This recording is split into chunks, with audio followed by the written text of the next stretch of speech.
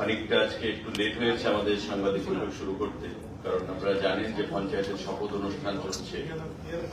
তাই আমার নিজ বিধানসভার ক্ষেত্রে শপথ অনুষ্ঠান ছিল কিছু শিডিউল, খানিকটা সময় দিতে হয়েছে, তা আপনাদের অনেকক্ষণ অপেক্ষা করতে হয়েছে। আমি আমার দুঃখ প্রকাশ করছি তাতে। আপনারা জানেন যে আমাদের গতকাল ক্যাবিনেট মিটিং সম্পন্ন হয়েছে মাননীয় মুখ্যমন্ত্রীর পৌরোহিত্যে। এই ক্যাবিনেট মিটিং এ গুরুত্বপূর্ণ কিছু সিদ্ধান্ত গৃহীত হয়েছে। তাতে সব থেকে যেটা বড় সিদ্ধান্ত, জিআরবিটি গ্রুপ ডি যে এক্সাম হয়েছিল ২,৫০০ পরীক্ষার্থীদেরকে সিলেকশন করা হয়েছে এবং ৭ কিংবা ৮ তারিখ সেপ্টেম্বরে সেই রেজাল্ট ঘোষণা করা হবে। সমস্ত কিছু তৈরি আছে, আগেই আমাদের করার কথা ছিল, কিন্তু লোকসভা নির্বাচন, পঞ্চায়েত নির্বাচন, কোড অফ কন্ডাক্ট, যা নির্বাচন কমিশনের আচরণবিধি, এগুলো লাগু ছিল। তারপর আমাদের অনাকাঙ্ক্ষিত বন্যা, রাজ্যে হাজার হাজার মানুষ সে বন্যার কবলে, এবং তার থেকে পরিত্রাণ আমরা পাইনি এখনো। প্রশাসন মানুষকে পরিত্রাণ দেওয়ার জন্য কাজ করছে, কিন্তু দীর্ঘদিন ধরে যে জিনিসটা পেন্ডিং, রাজ্য মন্ত্রিসভায় সিদ্ধান্ত গ্রহণ করা হয়েছে যে আগামী ৭ কিংবা ৮ তারিখ এই জিআরবিটির রেজাল্ট ঘোষণা করা হবে। যারা পরীক্ষা দিয়েছেন, এরা উৎকণ্ঠার মধ্যে আছেন, বা বরাবরই আমাদেরকে সামাজিক মাধ্যমে, ফোনে, বিভিন্নভাবে সংবাদপত্রগুলোর মাধ্যমে জিআরবিটির পরীক্ষার ফলাফল নিয়ে সেখানে উদ্গ্রীব হয়ে বসে আছেন। তাদের জন্য সেটা সুখবর। যারা সফলতা লাভ করবেন তাদেরকে সবাইকে রাজ্য মন্ত্রী পরিষদের তরফ থেকে আমরা অগ্রিম অনেক অনেক শুভেচ্ছা জ্ঞাপন করছি। ৭ কিংবা ৮ তারিখে জিআরবিটির রেজাল্ট সেখানে ঘোষণা করা হবে। রাজ্য মন্ত্রিসভায় সেই সিদ্ধান্ত গ্রহণ করা হয়েছে। Group D, GRBT group D. আমাদের আরেকটা গুরুত্বপূর্ণ সিদ্ধান্ত, proposal for policy decision for payment of remuneration or wages of pump operators working in different urban local bodies under urban development department. আমাদের আপনারা জানেন যে ডিডব্লিউএস ডিপার্টমেন্ট, ওয়াটার রিসোর্স, এই যে দপ্তরগুলো রয়েছে, তাদের সঙ্গে পাম্প অপারেটরদের একটা নিবিড় যোগাযোগ বা পাম্প অপারেটরদের সহযোগিতা ছাড়া সারা রাজ্যে এই যে জল সরবরাহ করা, পানীয় জল বলুন, ওয়াটার রিসোর্স বলুন, সেটা সম্ভব নয়। তো রাজ্য মন্ত্রিসভায় সেটা সিদ্ধান্ত গ্রহণ করা হয়েছে যে পাম্প অপারেটর, তাদের বেতন খুবই নগণ্য ছিল, এবং গত বিধানসভা নির্বাচনের প্রাক্কালে আমাদের মন্ত্রিসভার বৈঠকে সিদ্ধান্ত হয়েছিল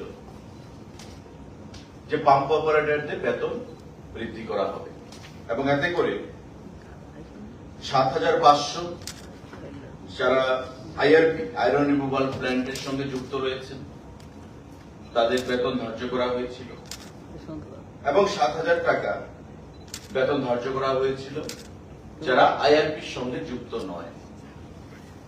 কিন্তু পরবর্তী সময় দেখা গেছে যারা আরডি মানে পঞ্চায়েতের অধীন যারা পাম্প অপারেটররা রয়েছেন, তাদের বেতন, যে বর্ধিত বেতন, সেটা তারা পাচ্ছে, কিন্তু আরবান বডিজে যারা পাম্প অপারেটররা রয়েছেন এএমসির আন্ডারে বা বিভিন্ন আরবান বডিগুলোতে, নগর পঞ্চায়েত, পৌর পরিষদে, সেই বর্ধিত বেতন তারা পাচ্ছে না। পরবর্তী সময় দেখা গেছিল যে বিগত সরকারের আমলে যে পাম্প অপারেটর গুলো নয়া হয়েছিল, ফিনান্সের সঙ্গে কোন ধরনের সেখানে আলোচনা না করেই সেটা নেওয়া হয়েছে। তো স্বাভাবিকভাবেই এই আরবান লোকাল বডিজের যে পাম্প অপারেটররা তারা ওই বর্ধিত বেতন থেকে বঞ্চিত হয়েছে এতদিনে। রাজ্য মন্ত্রিসভা সিদ্ধান্ত গ্রহণ করেছে যে এখন থেকে এই আরবান লোকাল বডিজরাও মিনিমাম 7,000 এবং 7,500 টাকা করে বেতন তাদেরকে দিতে হবে এবং তারা সেটা পাবে। আর যদি কোনো আরবান লোকাল বডিজ মনে করে তার নিজস্ব সোর্স থেকে যে সেখানে পাম্প অপারেটরদের বেতন বৃদ্ধি করা হবে, 10,000 করা হবে, 15,000 বা 12,000 করা হবে, সেটা তারা করতে পারে। মিনিমাম 7,000 যারা নন আইআরপি, আর যারা আইআরপি তারা 7,500 টাকা যারা পঞ্চায়েতে পাচ্ছে। আরবান লোকাল বডিজও একই বেতনে সেখানে প্রদান করা হবে। এখন থেকে রাজ্য মন্ত্রিসভায় সেটা সিদ্ধান্ত গ্রহণ করা হয়েছে। সারা রাজ্যে 19টা ইউএলবি এবং আগরতলা পৌর নিগম সহ 20খানা ইউএলবি রয়েছে। প্রতিটি ইউএলবিতে এখন এই পাম্প অপারেটররা কম করে 7,000, 7,500 টাকা পাবে। আর বেশি কত পাবে সেটা ওই ইউএলবি বা আরবান লোকাল বডিজের উপর নির্ভর করবে। তারা যদি বৃদ্ধি করতে চায় সেই বেতন, তারা সেটা করতে পারে। রাজ্য মন্ত্রিসভায় গতকাল সেই সিদ্ধান্ত গ্রহণ করা হয়েছে বৈঠকে। সাংবাদিক বন্ধুরা, আমাদের আরেকটা গুরুত্বপূর্ণ সিদ্ধান্ত, proposal for enhancement of honorarium of special police officers SPO. যারা স্পেশাল পুলিশ অফিসাররা রয়েছেন এসপিও হোম ডিপার্টমেন্টের অধীন, তাদের বেতন বৃদ্ধি করার সিদ্ধান্ত গতকাল আমাদের যে ক্যাবিনেট বৈঠক, সেই ক্যাবিনেট বৈঠকে গ্রহণ করা হয়েছে। সারা রাজ্যে এসপিওর সংখ্যা 3,511। এর মধ্যে SPO who are doing driving duties, driver হিসেবে যারা কাজ করছে তাদের সংখ্যা হচ্ছে 265। এখন পর্যন্ত এই যে 3,511 জন যারা এসপিও আছে আর 265 জন যারা ড্রাইভার আছেন, তাদের বেতনের একটা বৈষম্য ছিল। ড্রাইভাররা পেতেন 9,540 টাকা করে, আর নর্মাল যারা এসপিও 3,511 যে সংখ্যাটা, তারা পেতেন 7,079 টাকা করে। হোম ডিপার্টমেন্ট সিদ্ধান্ত দিয়েছে বা প্রপোজাল পেশ করেছে ক্যাবিনেটের কাছে, এবং মাননীয় মুখ্যমন্ত্রী এবং মন্ত্রী পরিষদের বৈঠকে গতকাল সিদ্ধান্ত হয়েছে যে এখন থেকে এসপিওদের বেতন থাকবে একটা ফ্ল্যাট, ড্রাইভার বলুন বা সাধারণ এসপিও বলুন, সেটা হবে 12,000 টাকা। অর্থাৎ এখন থেকে এসপিওদের বেতন সারা রাজ্যে 12,000 টাকা হিসেবে সেখানে ধার্য করা হয়েছে। রাজ্য মন্ত্রী পরিষদের বৈঠকে সেই সিদ্ধান্ত গ্রহণ করা হয়েছে। এতে করে 3,511 এবং 265 জন যে এসপিও তাদের উপকার হবে, তারা উপকৃত হবে। এখন থেকে 12,000 টাকা করে এসপিওরা সেই বেতন পাবে। আমাদের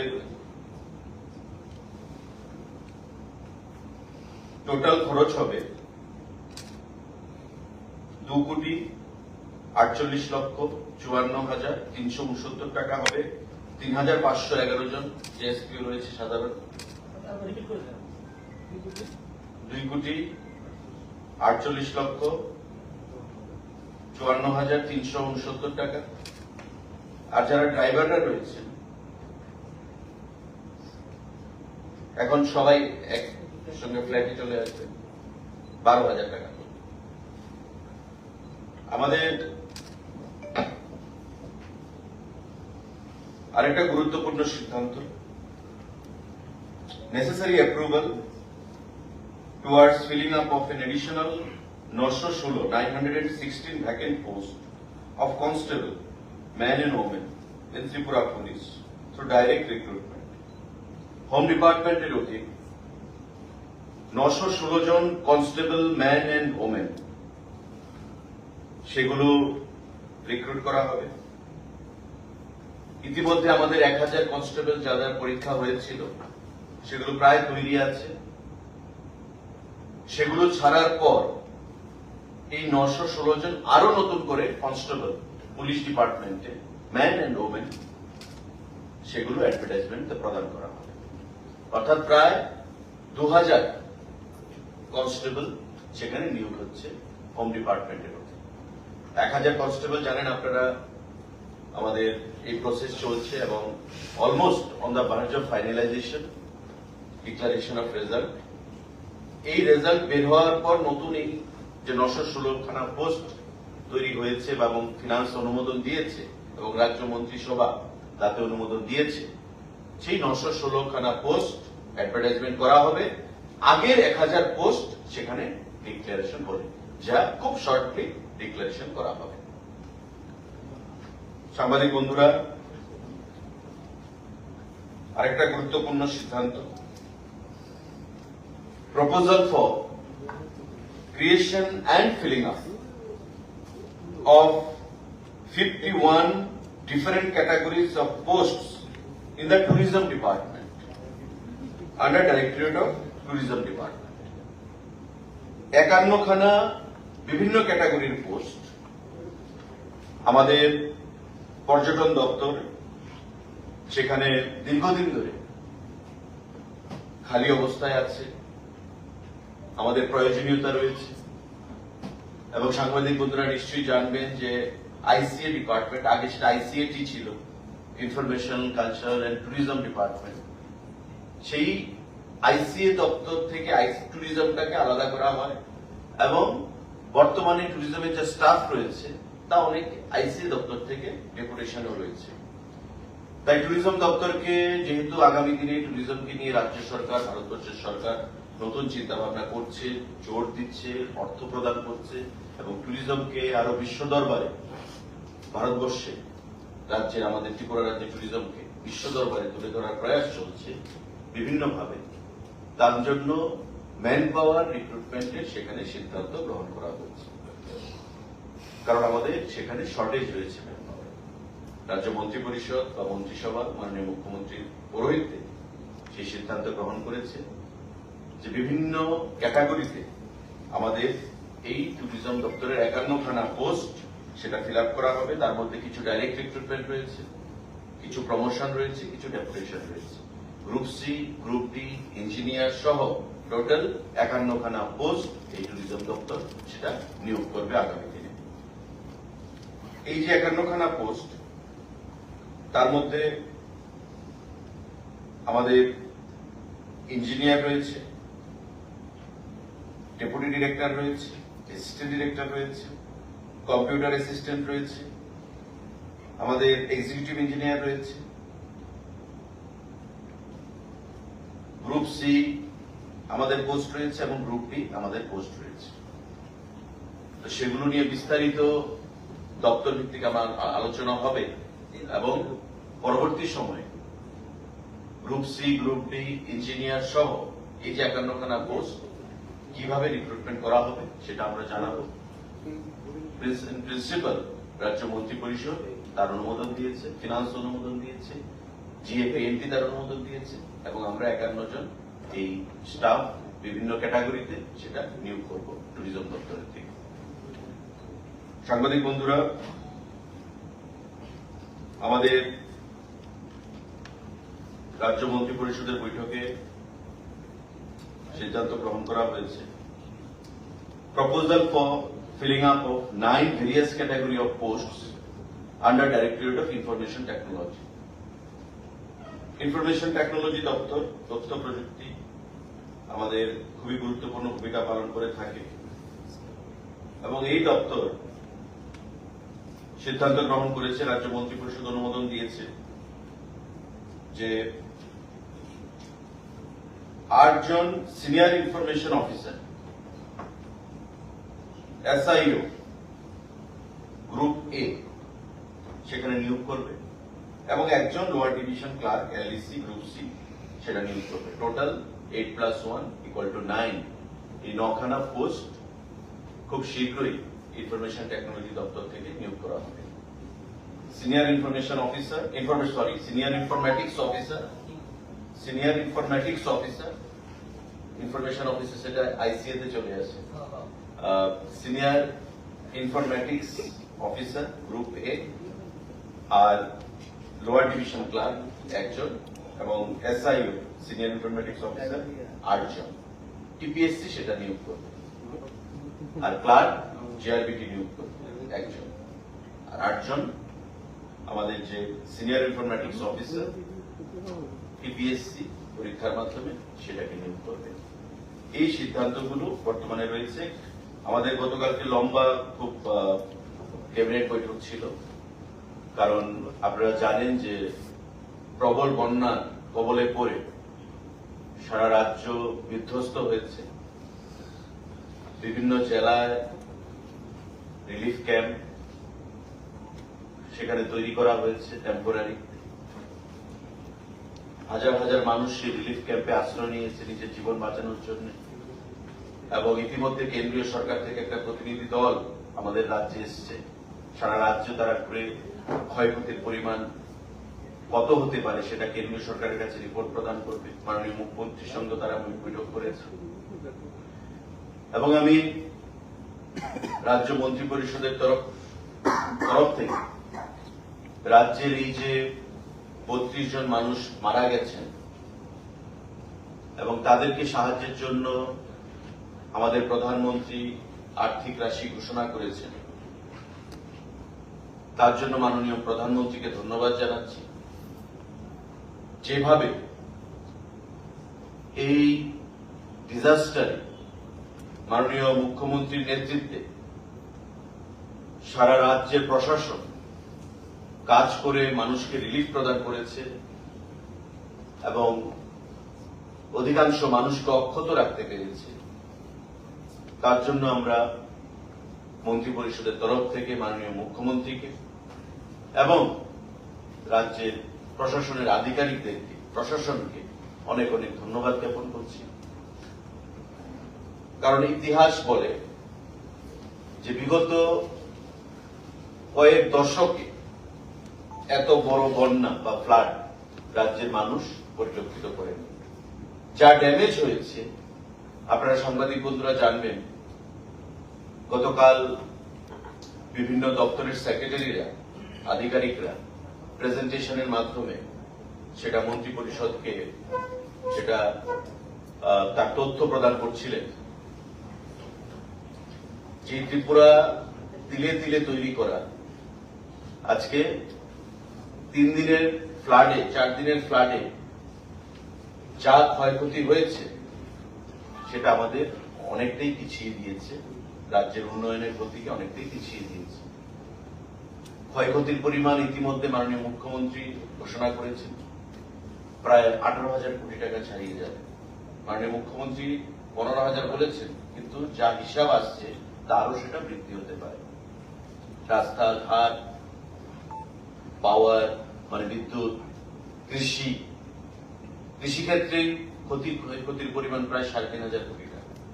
এআরডিডি, আমাদের পিডব্লিউডির রাস্তা, national highways, NH roads, water রিসোর্সের যে এমআই স্কিমগুলো, হাজার হাজার কোটি টাকা সেখানে ক্ষয়ক্ষতি হয়েছে। তো স্বাভাবিকভাবেই ক্যাবিনেট মিটিং এ সেই বিষয় নিয়ে আলোচনা হয়েছে। তাই খুব বিস্তারিত ক্যাবিনেট মিটিং ছিল, প্রায় 4 ঘন্টা ব্যাপী ক্যাবিনেট মিটিং। আরো অনেক এজেন্ডা রয়েছে। আমি আজকে গুরুত্বপূর্ণ বিষয়গুলো নিয়ে আলোকপাত করেছি, যে সিদ্ধান্তগুলো আগামী 2 দিন বাদে আরো কিছু সিদ্ধান্ত আপনাদেরকে আমরা জানিয়ে দেব। কারণ কিছু বিষয় রয়েছে যেগুলো বিস্তারিত একটু স্টাডি করার প্রয়োজন রয়েছে। তারপরে আগামী সোমবার কি মঙ্গলবার দিন আরেকটা সাংবাদিক বৈঠক ডেকে আপনাদেরকে সেটা আমার তরফ থেকে, সরকারের তরফ থেকে জানিয়ে দেওয়া হবে। যে সিদ্ধান্তগুলো কর্মসংস্থান সঙ্গে জড়িত এবং জিআরবিটি গ্রুপ ডি যে আমাদের এক্সাম হয়েছিল, সেই জিআরবিটি গ্রুপ ডি সম্পর্কে সর্বপ্রথমেই আপনাদেরকে আমরা সেটা সংবাদ দিয়েছি যে আগামী 7 কিংবা 8 তারিখে তার ফলাফল বেরোবে রাজ্যের মন্ত্রী পরিষদের বৈঠকে মাননীয় মুখ্যমন্ত্রীর নেতৃত্বে সেটা সিদ্ধান্ত গৃহীত হবে। সেটা তো আমরা সবাই জানি, গ্রুপ সি এবং গ্রুপ বি প্রায় 3 বছর আগে সেই পরীক্ষা হয়েছিল। পাম্প অপারেটর সংখ্যাটা কি? পাম্প অপারেটর যেটা আমাদের যে সিদ্ধান্ত গ্রহণ করা হয়েছিল, পঞ্চায়েতের অধীন এবং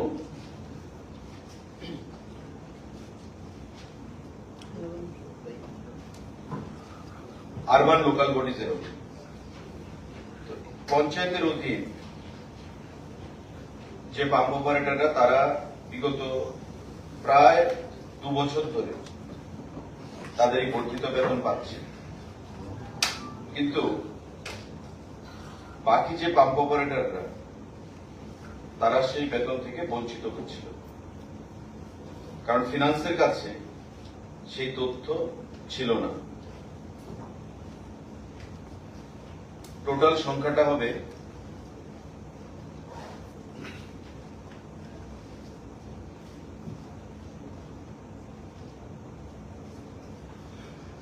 350 কাছে, 354 পঞ্চায়েত। আর ইউএলবিতে সেই সংখ্যাটা